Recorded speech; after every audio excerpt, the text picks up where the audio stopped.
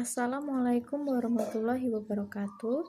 Saya Ari Widyaningsih, mahasiswa keperawatan Prodi Nurse, Stika Surya Global Yogyakarta. Di sini saya akan melakukan pendidikan kesehatan mengenai penyakit stroke. Tugas ini ditujukan untuk memenuhi tugas individu keperawatan gawat darurat. Berikut videonya.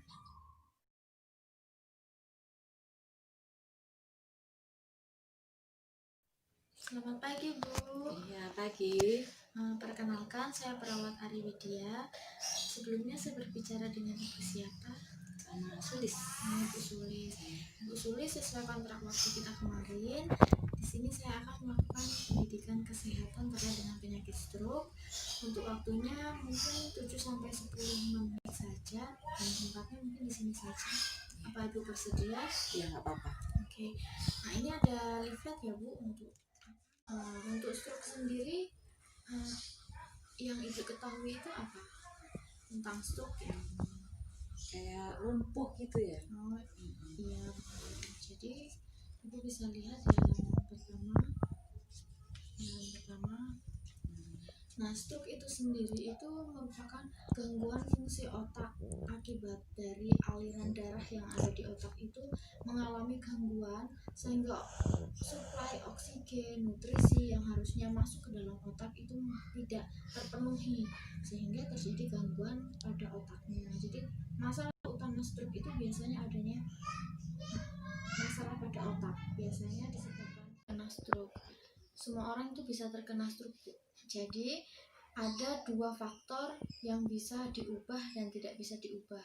Yang faktor yang bisa dirubah itu biasanya orang yang usianya sudah 55 tahun ke atas, yang mungkin mempunyai pola hidup yang tidak sehat. Kemudian jenis kelamin itu mempengaruhi juga, karena biasanya jenis kelamin pria itu lebih cenderung lebih beresiko. Kemudian keluarga ada yang memiliki riwayat stroke. Namun ada faktor yang bisa diubah, itu seperti hipertensi, kemudian penyakit jantung koroner. Seberesiko pria. Untuk faktor resiko yang dapat diubah itu hipertensi, kemudian penyakit jantung koroner, diabetes mellitus, orang yang obesitas, kemudian merokok, konsumsi alkohol itu bisa diubah. Bisa. Kemudian tanda gejala dari stroke sendiri yang Ibu tahu itu seperti apa? Gejalanya? Tandanya mungkin ya, kalau di leaflet ini itu tanda gejalanya itu pasiennya merasa pusing ya, terus pusingnya itu nggak kurang jelas penyebabnya apa, kemudian kelemahan di anggota gerak atau di bagian wajahnya seperti itu, dia mengalami kebingungan, kemudian mengalami gangguan berjalan karena cenderung kakinya itu sulit untuk berjalan seperti itu, terus gangguan penglihatan. Kemudian untuk perawatan yang dilakukan di rumah, karena keluarga Ibu kan sudah tidak dirawat di rumah sakit, jadi sudah dirawat di rumah. Itu yang pertama ya Bu, kita harus mengkonsumsi makanan yang seimbang dan bergizi, tinggi serat seperti itu. Kemudian aktivitas olahraga dengan teratur, kemudian hindari stres, itu juga salah satu penyebab terjadinya lagi stroke.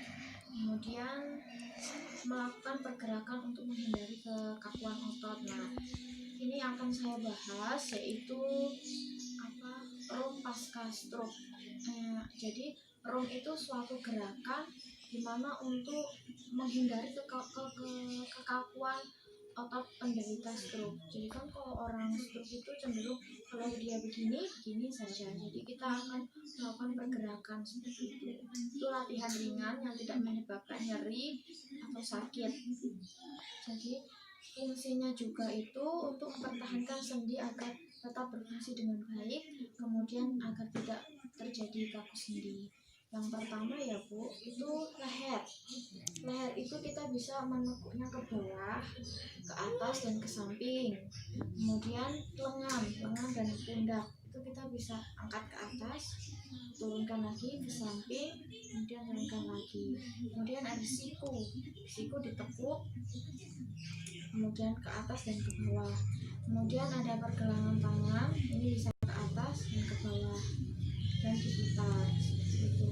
Untuk jari tangan bisa digenggam seperti ini, kemudian dibuka, diputar-putar seperti ini. Kemudian ada lutut bisa kita angkat ke atas, turunkan lagi seperti itu.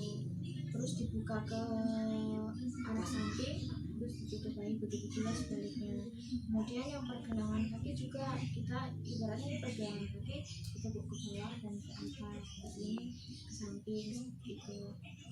Kemudian jika pasiennya bisa mampu berdiri, bisa dilakukan membungkuk seperti ini, terus kembali lagi seperti itu. Itu bisa dilakukan agar pasiennya itu aliran darah pada pasien itu tidak mengalami penyumbatan, agar aliran darahnya itu lancar. Tapi room ini tidak bisa dilakukan dengan paksaan seperti itu. Jadi memang kemauan sendiri. Kemudian latihan juga nggak harus setiap hari gitu, enggak. Mungkin itu saja sih Bu yang bisa saya sampaikan.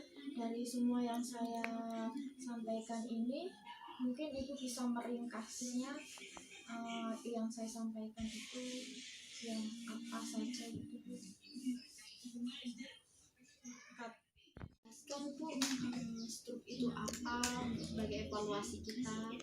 Jadi stroke tuh ini ya, gangguan fungsi otak ya. Ya, jadi Terus sama apa namanya, pecah pembuluh darah gitu ya. jadi pecahnya pembuluh darah yang mempengaruhi fungsi otak. Gitu.